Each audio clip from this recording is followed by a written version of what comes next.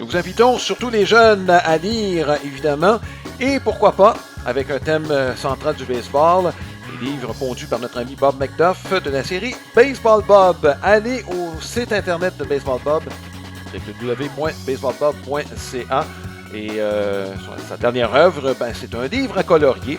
Excellent moyen de s'initier à la lecture et s'amuser, évidemment, avec le baseball comme thème central.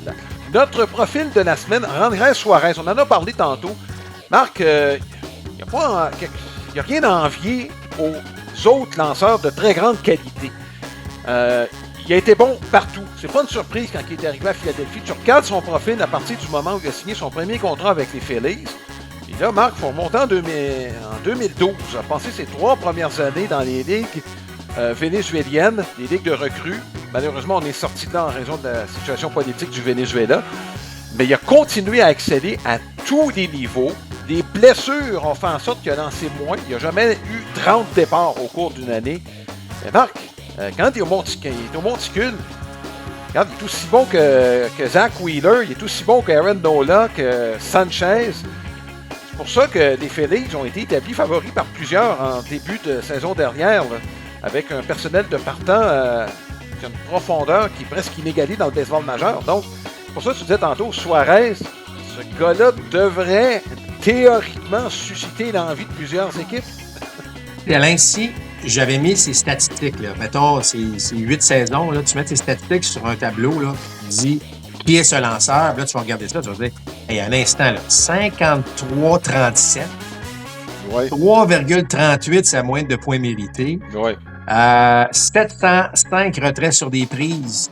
Je veux dire, contre 240 buts sur balle. Tu sais, toute la ligne, la fameuse ligne au complet de statistiques, tu te dis, mais ma foi, ce gars-là, c'est un lanceur de premier plan, tu sais, c'est un lanceur.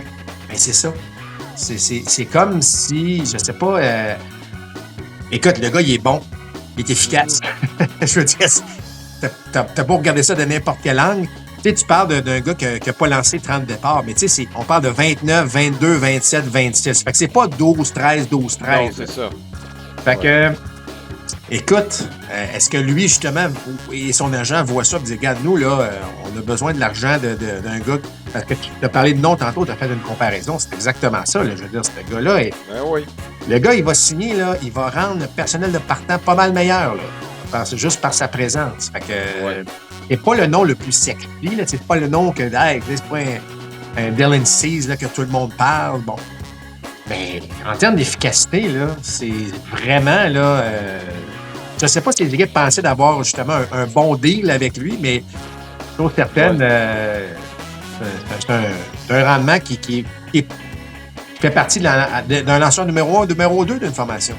Puis en plus, Marc, et ça, on le dit, notre ami Alex Agostino, c'est un excellent coéquipier. C'est ce qu'on dit, c'est ce qu'Alex nous a mentionné. C'est un gars dans le vestiaire qui est très, très apprécié.